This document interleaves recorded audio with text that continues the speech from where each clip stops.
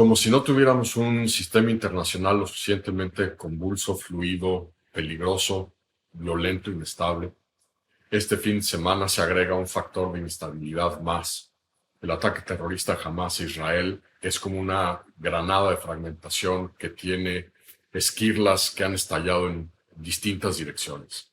Evidentemente, lo primero es que vendrán días, semanas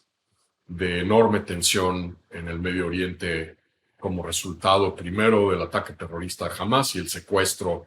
de más de 100 personas de todas las nacionalidades, predominantemente israelíes, pero de todas las nacionalidades a la Franja de Gaza, incluyendo un número importante de ciudadanos estadounidenses, lo cual abre interrogantes si Estados Unidos intentará o no algún tipo de operación para tratar de garantizar la seguridad y el retorno de estos ciudadanos secuestrados. Abre la posibilidad de un conflicto regional, otro grupo terrorista, al igual que Hamas, apoyado por Irán, Hezbollah, que opera en Líbano. También ha iniciado ya algunos intercambios de fuego con Israel, lo cual abre la perspectiva de que pudiéramos tener un conflicto en dos frentes. Quizá una de las grandes interrogantes es por qué en este momento, y hay una serie de potenciales respuestas. Sin duda, el hecho de que hay un gobierno israelí escorado a la derecha, encabezado por el actual primer ministro Netanyahu, con voces extremistas dentro del espectro ideológico israelí, las políticas ilegales de asentamiento en territorios ocupados que han antagonizado aún más a el pueblo palestino, tanto en Cisjordania, que es donde la mayor parte de estos asentamientos ilegales se han llevado a cabo, como en otras partes del territorio israelí. Una profunda división social, ideológica, política en Israel en torno a la intentona del primer ministro Netanyahu de controlar, de amordazar, de acotar la capacidad de la Suprema Corte de ese país. La distracción evidente que hay en el sistema internacional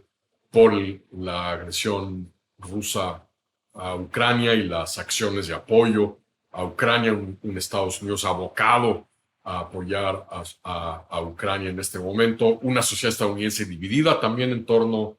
a el perfil, el papel de Estados Unidos en el sistema internacional, una opinión pública y sobre todo una comunidad judío-estadounidense, judío-americana, también muy dividida como resultado de lo que ha estado pasando al interior de Israel con este gobierno de derechas israelí. La posibilidad no ha sido comprobado, pero que dado el financiamiento y el apoyo de Irán y de Siria a Hamas en particular, pudiese haber habido apoyo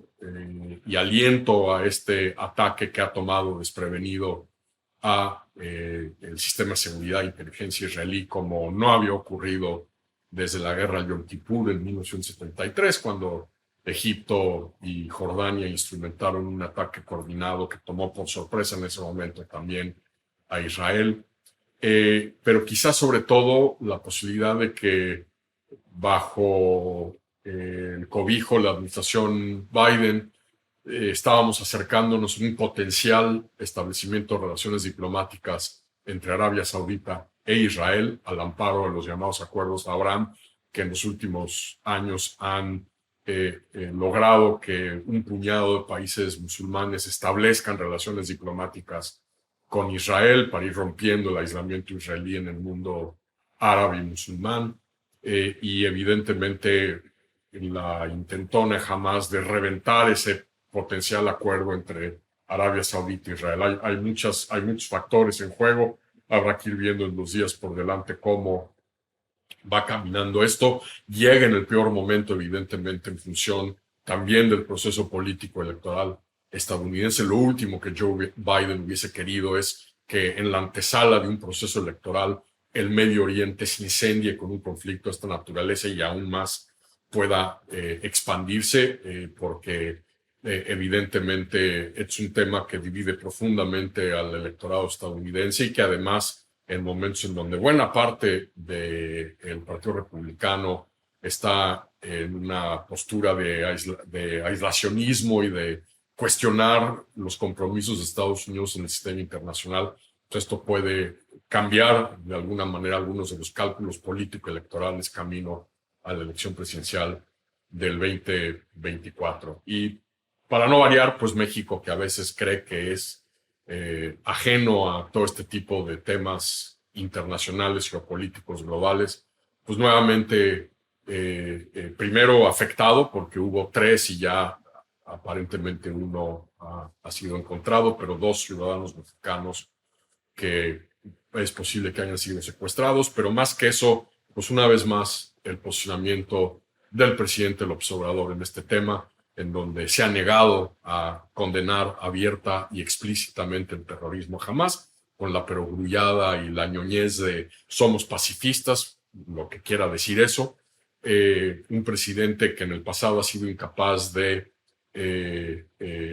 criticar a Vladimir Putin por violar el derecho internacional e invadir una nación soberana, que ha sido incapaz de criticar y cuestionar la violación de derechos humanos y la erosión democrática en Venezuela, Cuba, Nicaragua, y que hoy ahora es incapaz de condenar abiertamente y explícitamente, sin rodeos, el terrorismo que jamás ha desplegado en Israel de una manera brutal a medida que las imágenes que han salido de varios de las comunidades y los kibbutz israelíes están demostrando la barbarie de este operativo terrorista Hamas. Pero al final del día también, pues esto tiene consecuencias y tiene consecuencias reales en momentos en donde el gobierno mexicano tenía 2 peticiones importantes de extradición de mexicanos que se encuentran en Israel. Hoy Alejandro Encinas, el subsecretario de Gobernación, ha afirmado, o ayer en la noche, que estaba, digamos, suspendido el proceso de extradición de Tomás Herón en Israel. Pues el decir suspendido es un eufemismo porque en realidad esto demuestra que en la política y en la diplomacia no hay sorpresas, hay sorprendidos y toda acción conlleva consecuencias. Si el gobierno mexicano es incapaz de arropar al pueblo israelí, a la sociedad israelí en este momento terrorífico de horror y de muerte, ¿qué incentivos tiene el gobierno israelí en una acción que se abona, que parte de una voluntad de cooperación internacional como es un proceso de extradición, a otorgarle a México 2 procesos de extradición importantes que el gobierno mexicano ha solicitado a Israel? En fin, el momento vuelve a demostrar la coyuntura ciaga que vive la política exterior mexicana. Para ustedes que se acuerdan de las caricaturas del coyote y el correcaminos, es como el coyote que va cayendo por el cañón y que al final sale la pequeña explosión de polvo cuando pega en el fondo. Pues de alguna manera las declaraciones del presidente, la postura del presidente, la postura diplomática del gobierno mexicano es esa nubecita en el fondo del cañón, y que además pues genera también acá en Estados Unidos todo tipo de reacciones y de molestia por la manera en que México de nuevo se posiciona en un tema fundamental de política exterior y de relaciones internacionales.